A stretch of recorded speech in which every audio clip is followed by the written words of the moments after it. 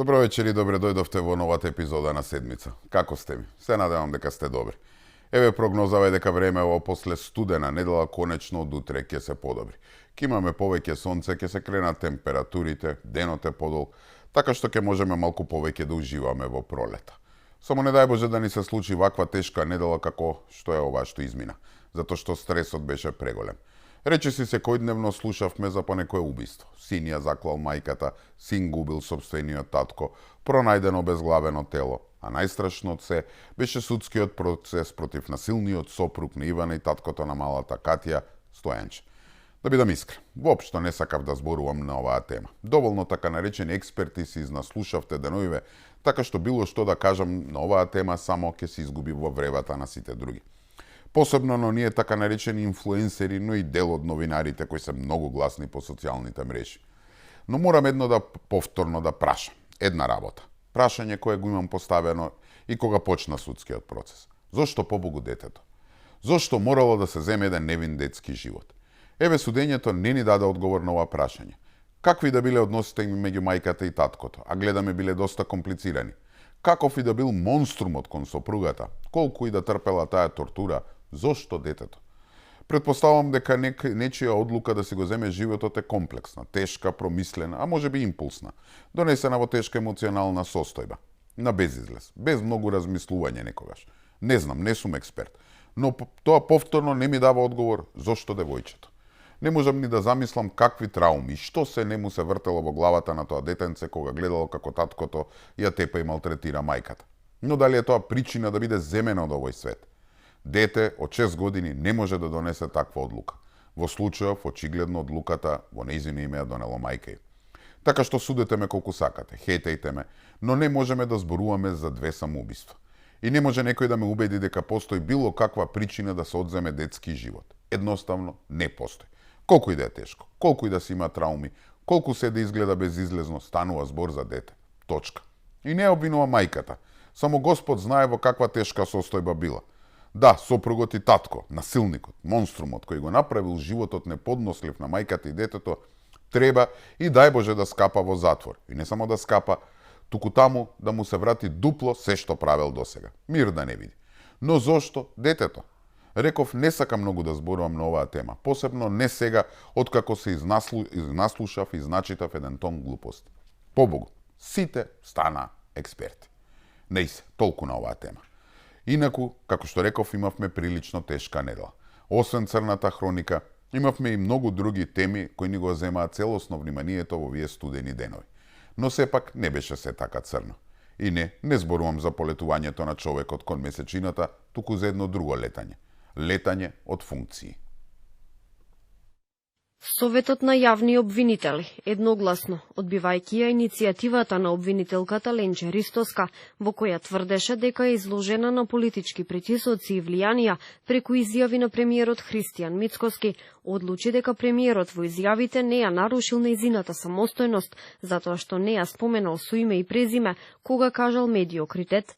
Во иницијативата која ја достави Ристоска до Советот на јавни обвинители, тврдеше дека притисоците и влијанијата се поради нејзината работа во одредени предмети.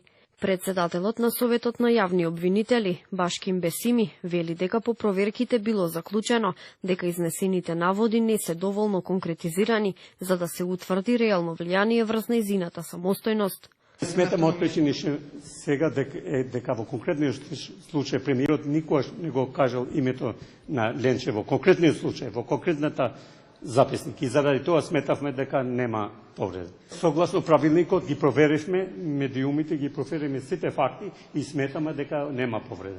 Обвинителката Ленче Ристоска за телевизија 24 вели дека со ваквата одлука Советот остава простор за јавни прозивки од обвинети лица, кој како што вели е штетна за интегритетот и самостојноста на обвинителите. Според неа, изјавата на премиерот е притисок врз нејзината работа поради предметите кои ги застапува на суд, а во кои обвинета е владеачката партија. Навистина не ми е јасно како квалификации како медиокритет со политичка матрица не се конкретизирани и не се препознаваат како напад врз интегритетот и самостојноста на обвинител, кој по дефиниција треба да биде професионален и непристрасен. За мене е сосема јасно дека изјавата на председателот на владата се однесува на мене, а доколку Советот имал дилеми во однос на индивидуализацијата на изјавата, можел да го повика изјавувачот да појасни на кого се однесувала неговата изјава. Со оваа представка сакав да го тестирам новиот механизам на Советот, кој за жал се покажа како формален, а не суштински. Ова испраќа порака дека обвинителите се оставени сами да се справуваат со притисоци, навреди и клевети од засегнати страни и центри на моќ. Обвинителката Ленче Ристоска постапува во судскиот случај под кодно име Талир, во кој опфатени се поранешни функционери на ВМРО ДПМН. Судирот меѓу ВМРО ДПМН и обвинителката Ристоска почна по одлуката на владата без никакво образложение да ја поништи предлог листата за кандидати за Страсбур, на која Ристоска беше меѓу тројцата кандидати кои влегува во најтесниот круг. Потоа Ристоска беше исклучена и од трката за државен јавен обвинител, иако Советот за јавни обвинители даде позитивно мислење за неа. Се слушаат крици од сите страни. Почна вистинскиот пат на СЈО. Не на СЈО како институција, туку нивното моќно лоби, кое од официјалното згаснување па се до минатава недела беше инсталирано во државното обвинителство. И оттаму си ја продолжија својата политичко корумпирана мисија да ја држат правдата, а со тоа и целата држава во заложништво. Сигнали дека по изборот на новиот обвинител Савевски почна расчистувањето со структурите на Катица Јанева, односно на Зоран Заев и компанија од државното обвинителство, има многу. Например, на истата оваа седница на Советот на јавни обвинители беа отфрлени дисциплинските постапки против обвинителите Цветановски и Хајрулахи. Тоа се оние двајца обвинители кои беа шиканирани и напаѓани од сите страни само затоа што го кренаа гласот против структурите на СЈО во обвинителството. Зборуваа против одолговлекувањето и конечната одлука да се отфрли предметот за астрономските плати што си ги делеле Јанева и компанија. Цветановски беше јавен обвинител во вишето јавно обвинителство. Стана познат поради неговата улога во предметот за бонусите исплатени на СЈО. Тој беше суспендиран, а причината беше неговата одлука во врска со тој предмет.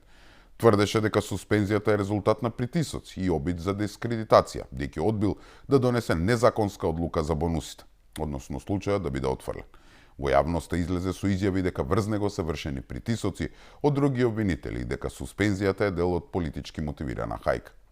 Хајрулахи пак беше суспендиран откако основното јавно обвинителство во Штип поднесе обвинителен акт за 5 кривични дела: малтретирање во вршење на служба и едно за злоупотреба на службена положба, базирано на наводи дека тој во периодот од септември 2023 до октомври 2024 година користел хиерархиска надреденост за континуирано психичко насилство и закани врз 5 жени.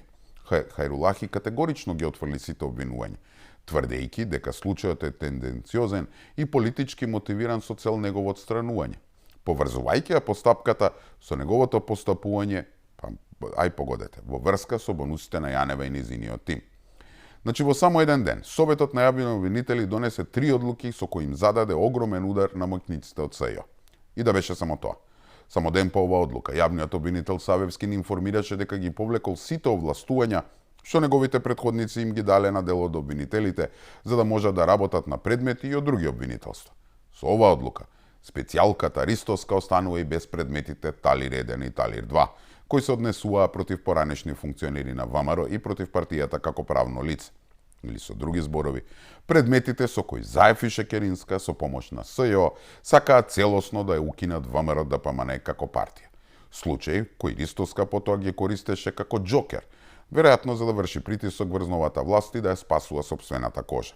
Одлуката на Савевски инаку не се однесува само на неа и овие предмети, туку и на низа други во кои неговите претходници како им текнувале си распределувале предмети и обвинители по свој вкус. И што би рекле, тоа не е се. Минатата недела истиот Совет на јавни обвинители не донесе одлука за избор на нов шеф на вишето обвинителство, со оглед дека ниеден од 5 кандидати го немаше потребниот број гласови. Знаете кој сакаше да го води ово обвинителство? Несудената председателка на Македонија Фатиме Фетај. Болката й беше толкава што пред некој ден на прославата на Денот на правосудството зема микрофонот и почна јавно да ги напаѓа своите колеги.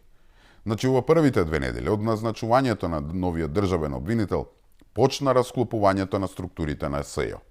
Искрено не знам дали овој долго очекуван и итно потребен процес е директно предводен од него, или самите обвинители се почувствуваа ослободени од стегите по пагањето на Коцевски, не знам. Но тоа што знам е дека процесот е започнат.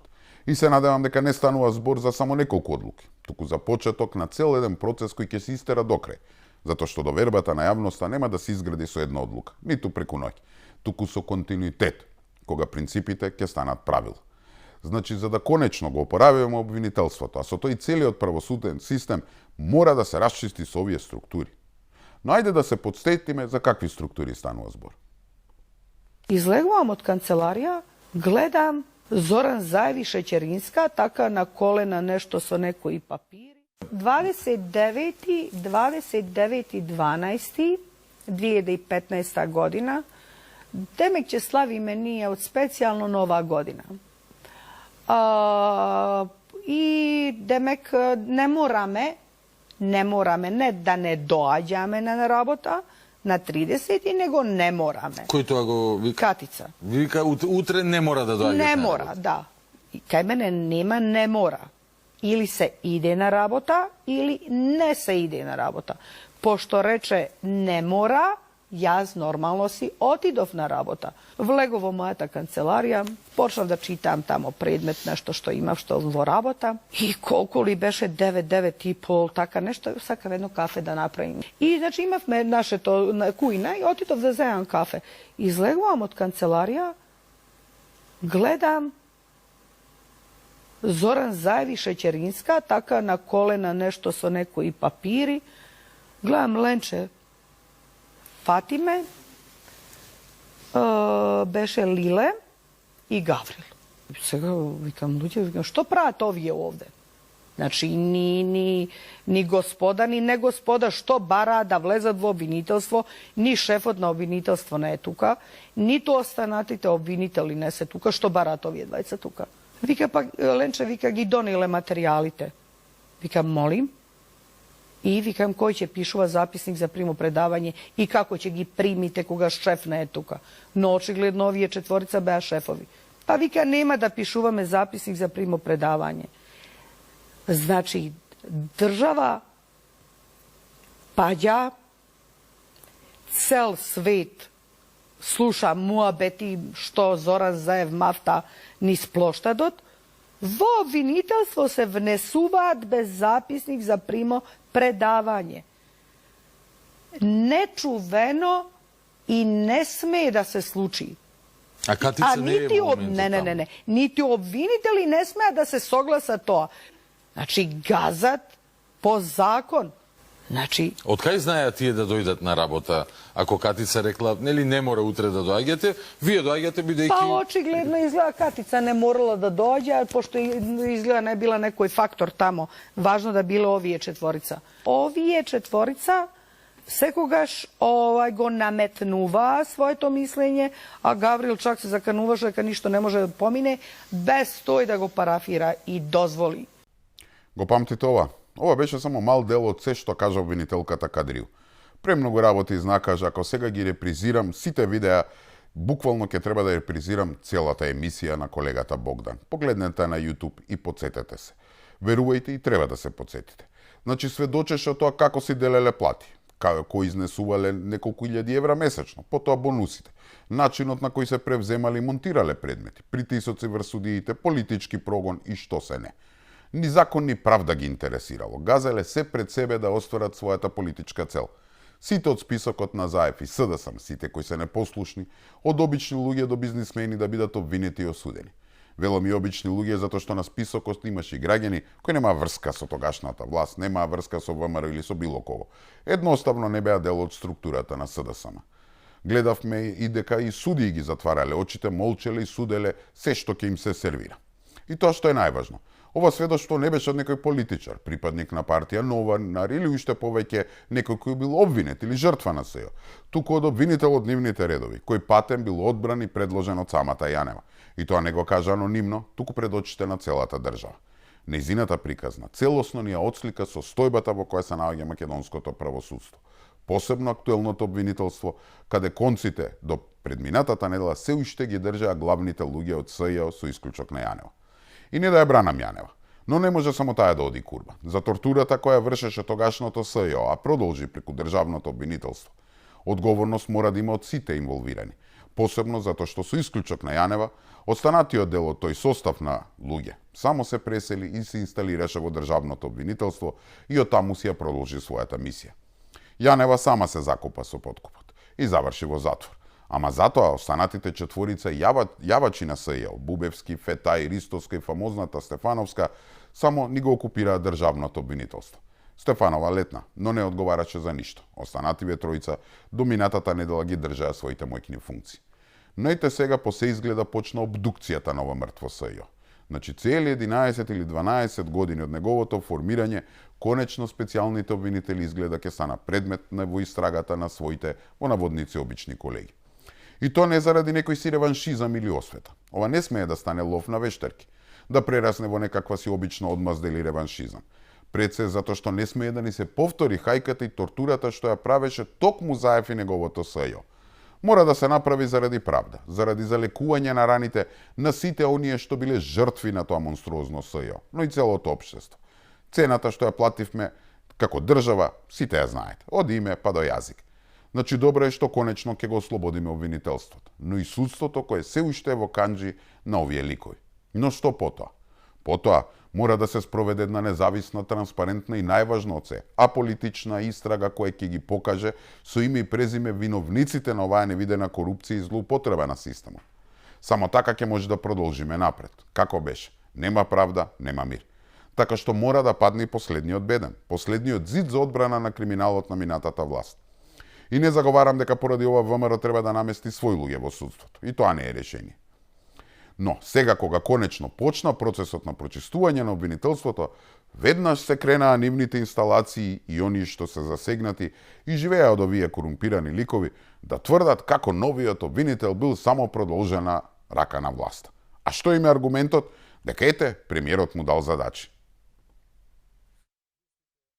Многу очекувања и пораки му испрати премиерот Мицкоски на новиот државен обвинител Ненад Савески од Собраниската говорница. Меѓу клучните и тоа, дека нема да се смири додека не добија одговор, како и по кој закон предметите од СЈО биле префрлени во редовното обвинителство, а го посочи предметот за бонусите на СЈО. Ја нема да се смирам додека не добијам одговор. Каков начин и по која методологија врз основа на кој закон тогаш затвореникот Катица Јанева повторно ги оживеа овие предмети. Тоа е важно за едината на оваа држава и за правосудниот систем. За колкави дополнителни примања и бонуси станува збор за така наречените специјални јавни обвинители. И зошто се плашат овој предмет да влезе во фаза на истрага и во судовите. Ако се невини, ако не направиле криминал или злоупотреба, нема од што да се плашат. Премиерот очекува одговори од државниот обвинител и за предметот за 27 април. Како им се судело на обвинетите, врз основа на кои докази, како се изнудувале изјави од заштитени сведоци. И ја очекувам лично од новиот државен јавен обвинител да излезе со јасна информација во јавноста. Значи, ден тој, тоа се случило. Ден тој, тоа се случило. Мицкоски му порача на Савески да ги извади од фиока сите предмети кои досега се чувале, а кои најверојатно се неколку стотици, и да се истражат. На крај му испрати апел дека не треба да има повластени и да води истраги за сите за кои има сомнежи за криминал. Јас искрено не знам што од ова што го кажа премиерот е погрешно или пак представува нарачка. Греф ли е тоа што сака новиот јавен обвинител да излезе во јавноста и да објасниете како затвореничката Јанева ги пренела своите овластувања и ги оживеа предметите на тогашното СЈО? Што бара одговори е Греф како се плаќале оние скапи милионски хонорари кои патем беа наши народни пари.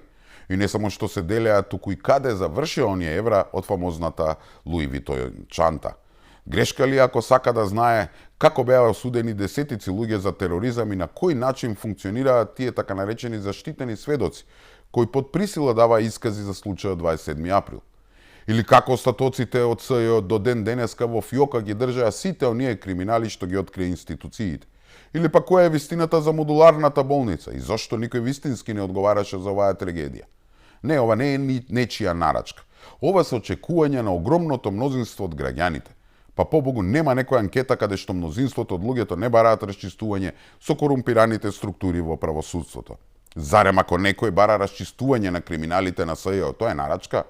Ако некој бара конечно во Македонија да има владење на правото, тоа е нарачка? Ако некој инсистира на реформи, тоа нарачка ли е? Ако некој бара расчистување на инсталациите на СДСМ и на ДУИ во правосудството, и тоа ли е нарачка? Всушност да, нарачка е, но нарачка од граѓаните на Македонија. И според мене можеби второстепено е кој ги поставил овие прашања и кој е обвинителот или судијата што треба да ги исполни и слушне. Клучното прашање е зошто претходно овие исти прашања и проблеми во општеството беа ставани во фиока да фаќаат мувла или беа криени под тепих. И како што реков, не се тоа само прашања за луѓето кои се лично засегнати. Тоа се важни прашања, но уште поважни прашања се како заради овие луѓе и овие инсталации во правосудството ние стигнавме до дереџа некој да си дозволи да ги распродава националните интереси, националните права, името, историјата, јазикот и идентитетот. Зашто тие беа инструментите преку кои се вршеше притисок против сите оние кои сметаа, например, дека Преспанскиот договор е предавство, кои велеа дека договорот за добрососедство е штетен, или пак дека францускиот предлог е поштетен и од промената на името. Да, овие инсталации беа инструментите и луѓето со кои тогашната власт, предводена од СДСМ и ДУИ, го постигнаа тоа злодело. Тоа се, драги мои, вистинските прашања на кои треба да добиеме одговор. Без нив само ќе тонеме во општествена фрустрација и траума. И сега кога почна расчистувањето, почна и паниката. По одземањето на предметите Талир и откако беше изфрлена од трката за главен државен обвинител, Ленче Ристоска реши да се повлече. Поднесе оставка од обвинителската функција.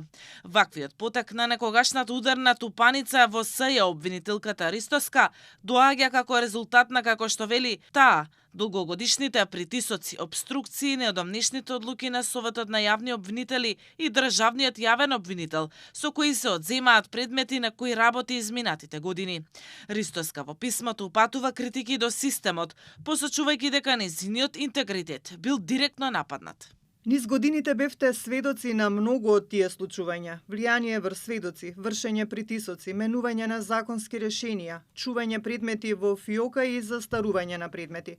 Сето тоа не ме спречи да опстојам во моите заложби, па јавно ги критикував состојбите во правосудството без оглед на општествено-политичкиот контекст и без калкулации за последиците по мојата кариера.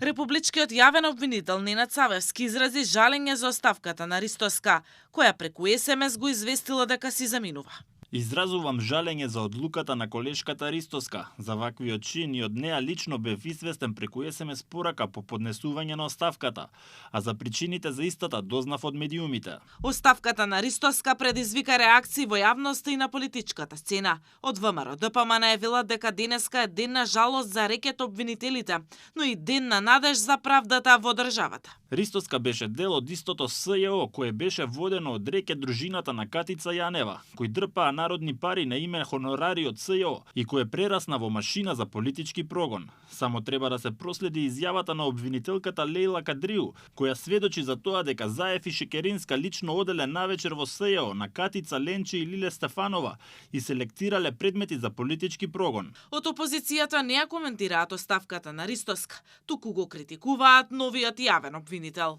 Новиот јавен обвинител Савевски, откако е дојден на функцијата, работи исклучиво по нарачка на Христијан Мицковски.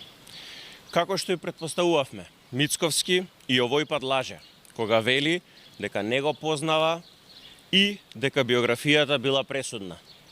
Изгледа дека нашите сомнежи ќе се покажат како реални. Ленче Ристоска е една од трите обвинителки, познати како Чарлиевите ангели во поранешното специјално јавно обвинителство. Таа беше дел од тимот што ги водеше клучните истраги под водство на Катица Јанева за висока корупција. По распадот на СЈО, таа ја продолжи кариерата во редовното обвинителство за организиран криминал. Ајде на здравје. Катица одлежа затворска казна. Ристоска си даде оставка, така што од трите граци, како што ги нарекува, или нели од трите Чарлиеви ангели, остана само уште една, Фетај. Ај може би она ќе се освести и ќе си замени. Туку што правиме со Чарли? Машкиот лик којете заедно со Ристоска ги пречекале Заев и Шекеринска, којете имал дури 4 телефони и сам се фалел дека ништо не може да мрдне без негова дозвола. Како беше знаете на кого мислам, нели? За сега никаде го нема. И околу оставката на Ристоска само да прашам. Како бе тоа сега одеднаш се реши да даде оставка откако не успеа да стане главен државен обвинител и откако и го земаа од раце главното оружје за преговарање, Тали Редени 2? А збор не кажа кога низината шефица Катица Јаневска ја фатија буквално со рацете во медот и заврши во затвор. Молчеше и кога низиното име се најде на списокот на оние кои земале огромни бонуси, оној предмет кој никогаш не ја виде светлината на денот. Или ете кога Кадриу ни раскажа како коленичеле на пот буквално низ документите што им ги расфрлале Заев и Шекеринска. Тоа не беа доволно мотиви за било кој да си даде оставка. Ако сакаше да остане чист, ако сакаше да си го зачува реномето и да ни покаже дека стои на некакви принципи, тогаш ќе си дадеше оставка. Можеби ќе и поверувавме на искреност. А не сега, кога ништо од плановите не ја успеа, кога сега ќе глуми жртва, сега ќе фрштат оставки, што би рекле американците, too late, my dear. И кога зборуваме за закоравеното обвинителство и судство, не станува збор само за очекување на граѓаните или премиерот. Па погледнете го само најновиот извештај на Европскиот парламент на Македонија што го подготви Вајц, во кој не предупредува дека нашиот процес кон ЕУ е во застој и бара конкретни резултати. Нормално и очекувано, најголема забелешка нели се уставните измени. Нешто што како македонци треба да не радува, бидејќи со исполнување на овој услов само ќе си наштетиме себе си. Знаете која е најголемата забелешка? Дека немаме доволно напредок во клучните области како владењето на правото, реформите во правосудството и борбата против корупцијата. Па нормално, тоа сите го гледаме. Каков напредок може да имаме ако ете една Ристовска, Бубевска или Фетај останат на своите функции? И не знам колку пати досега имам кажано, џабе устав ќе менуваме, џабе име ќе даваме, џабе историја, јазик и идентитет ќе дадеме. Ако немаме владење на право и почитување на законите, никаде нема да мрднеме. Туку кога сме кај ЕУ, докаде се работите таму? Мекотелните политики се минато, за разлика од претходно, сега нема поместување ниту милиметар без заштита на македонските национални интереси. Уставните измени се невозможни без гарантирање на идентитетот и почитување на правата на македонците во Бугарија. Деците на премиерот Христијан Мицковски, процесот на евроинтеграција нема да се води, како што тоа цели 7 години го правеа СДСМ и ДУИ, односно исклучиво со распродавање на државните интереси. Според Мицковски, она што СДСМ го прави во моментов е само загрозување на стратегијата на владата за заштита на македонците. А ВМРО ДПМН нема да влезе во било каква авантура, се додека нема јасен крај, прво, и второ, се додека не биде гарантирани човековите права на македонската заедница кај нашиот источен сосед. Нема да се поместиме нити милиметар, ке чекаме. Ако не ние, ќе го пренесеме на тоа на тие кои што нас ќе не следат. Ако и тие не успеат, и тие што нив ќе ги следат. Македонскиот идентитет нема простор повеќе да биде распродаван. За СДСМ уставните измени се решенија, а власта сакала да ја изолира Македонија. Внесувањето на малцинствата во уставот не е само внесување на бугарите, има и други малцинства кои што треба да се внесат во уставот. И затоа, со тој чекор, што не представува никаков ризик за нашиот национален идентитет, за нашата култура, за нашиот јазик, а тоа се уставните измени. Од политиките на СДСМ среќни можат да бидат само одредени политички струи во Бугарија, кои не признаваат ништо македонско.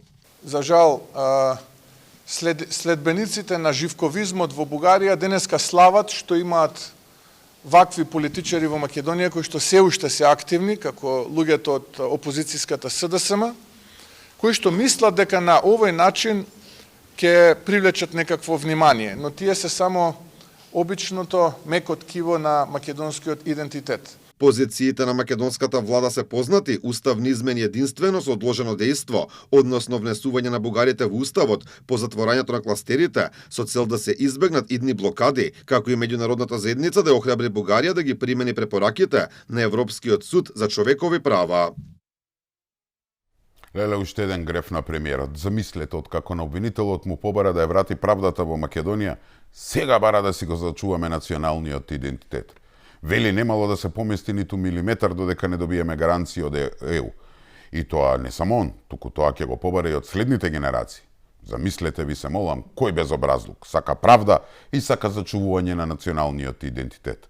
Да, Замислете во Македонија, ако ги кажете овие работи, вие сте грешник, вие сте кочничар на реформите, вие кочите на Македонија на патот кон Европската Унија. До кое дередже не донесе овие од СДСМ. Ако некој ги брани националните интереси, тој е предавник. Ајде само да ги подсетам на една стара изјава на нивниот идол. Како го нарекуваа човекот со членска книжка на СДСМ број 001. Сите сакаат да ја пригрбат Македонија. Па не може. Ќе се бориме до последен човек, ама нема да може. Значи, според логиката на Филипче и неговата сегашна сива еминенција Фрчковски, Иглигоров бил пречка за македонските интеграции, нели? Со тоа што одбил куферчето од Фрчко со странска валута за да го смени името. Тој ставил кочница на патот на Македонија во Европската Унија. Изгледа според Филипче така е. Затоа што сите знаеме кој тоа шиткаше историја за вреќа пиперки, кој менуваше име на држава за 5 пари и кој удоволуваше на нашите соседи кои не негираат како нација, заедно со се име, јазик, историја и идентитет. Не знам колку пати сум кажал, ако сега попушти владата, односно ако сега ги направи уставните измени, без било какви гаранции, тоа луѓе е рамно на дипломатско, мори политичко самоубиство. Прво, затоа што и на мали деца им е јасно дека уставните измени се само врвот на сантата мраз, дека бугарските уцени и барања ќе продолжат со уште позасилено темпо. Доказот ви го покажавме пред некоја недела, кога зборувавме за амандманите на бугарските европратеници за извештајот на Македонија. Не знам дали памтите. Дел од нив се бара промена на условите, односно уставните измени, да не значат автоматски почеток на преговори. Значи големи се шансите да ги ставиме бугарите во уставот, преговорите да не почнат. А знаете на кој начин бугарите ќе добијат поддршка од други земји? Убедувајќи ги дека заостануваме со реформите во она правосудство. Токму оние реформи за кои ви зборував пред малку. Реформи и задачи коите според СДСМовските загари премиерот ги нарачал од обвинителот, а овој ги исполнува. Значи ветувањето ајде уште уставот и одма преговори може да не се исполни. Да не зафркнат како што ни направија и после промената на името со она, ајде уште името и готово. Но еви да почнат преговорите. Знаете ли во што ќе се претворат тие? Во преговори за историски настани, битки револуционери, а со тоа индиректно и во преговори, нели, потоа за јазикот, нацијата и идентитетот. Па ние луѓе нема да преговараме за некаква област, некаков кластер, туку ќе одиме од историски настан на историски настан, од некоја битка до следна битка, од револуционер до револуционер. Например, дали Свети Кирил и Методи се македонци, дали Гоце е македонец, дали Лиденското востание е македонско, дали треба заедно да ги славиме, што треба да вадиме од учебници, уште колку табли на споменици треба да менуваме и слично. И не само што ќе треба за тоа да преговараме, туку во ист манир, демек заради европска перспектива, нели, нашите историчари ќе бидат под притисок да капитулираат и да прифаќаат ретуширање на македонската историја. И не само македонската, туку и светската, со тоа нели што треба да го негираме учеството на Бугарија во Холокаустот. Значи преговорите ќе запнат уште на првата битка, на првиот револуционер. И сега ако премиерот вели не може така, прво гаранции, па потоа ќе разговараме, а ако ги нема, ќе чекаме додека тие не се појават, тој бил кочничар на македонските евроинтеграции. Па немојте ви се мола.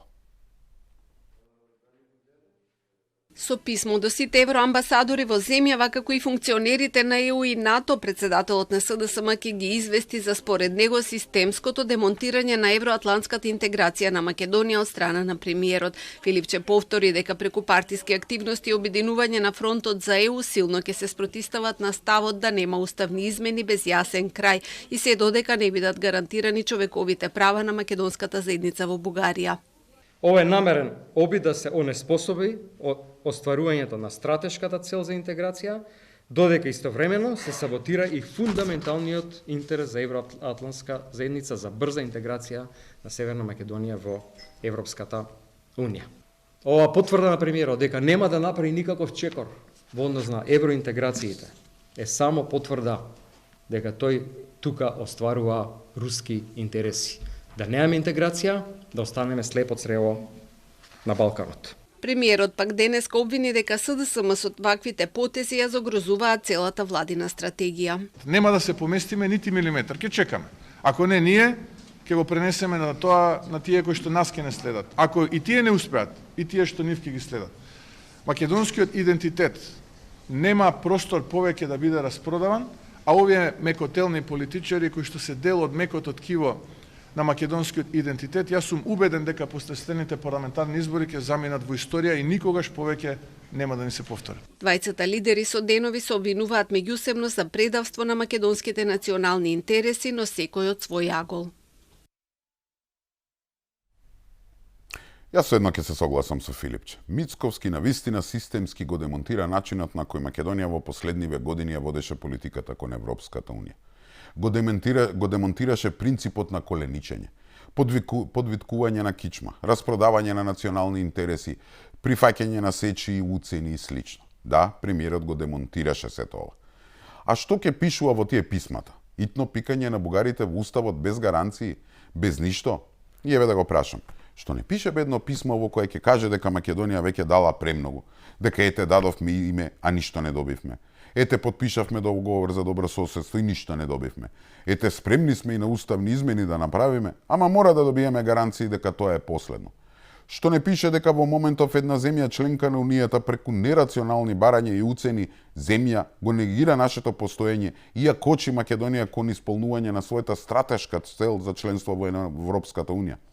Што не пише дека Брисел мора да се води од копенхашките критериуми, а не да потпаѓат под влијание на други земји и да дозволува од нас да се бара нешто што не можеме и не смееме да го не исполниме. Или, например, што не каже вакво нешто? SDP Hrvatske snažno podupire europsku perspektivu Makedonije, podupiremo i snažno našu partnersku stranku u Makedoniji, SDSM, jer osobno mislim da ono što su vam i što vam još uvijek čine i Grci i Bugari je zapravo jedna europska sramota na vašem europskom putu. Dakle, te stvari trebaju ostati bilateralne, da ih rješava Makedonija sa Grčkom i Makedonija sa Bugarskom, a ne da postoje veta, ne da postoje nekakve zabrane za makedonski put u Europi. SDP Hrvatske snažno podupire. Значи, ова е председателот на СДП Синиша Хајдаш Дончич, идеолошкиот пандан на СДСМ и нивна сестринска партија од Хрватска. Па видете, човекот како му објасни му го плесна ова во лице на Филипче, и тоа во седиштето на Бихачка, а овој се смешка кисело. Еве што не го послуша својот партнер, па нека во писмото нека пише или нека ги повтори неговите зборови. Ова што уште ни го прават и грците и бугарите европска срамота. Не, тој ќе пишувал како премиерот одбива да ги спроведе уставните измени. Со други зборови ќе го кодеше премиерот Мицковски пред странците. Исто како во 2001 година кога се водеше војна тука, кога СДСМовските министри шетаа низ Европа и светот и ги кодошеа своите колеги од ВМРО ДПМН. Резултатот го знаем, рамковниот договор, двојазичноста и слично. Тогаш како да застанаа на страна на УЧК, а сега застануваат на страна на Бугарија. Мислам дека Софија ни на сон не можеше да посака подобри вазали да има тука кај нас. По што се разликува ова што би го пишал Филипче со тоа што го бара Бугарија? Извршете притисок врз владата на Мицковски итно да ги направи уставните измени и да ги напика бугарите во уставот. А за после ќе разговараме. Идентично е ова со бугарските уцени луѓе. По уште ни кажува таму руски интереси. Ајде, сигурен е да не се ирански интереси или венецуелански. Луѓе, ова е премногу. Знам дека имаат многу експерти за линии, ама изгледа не се зацрвени.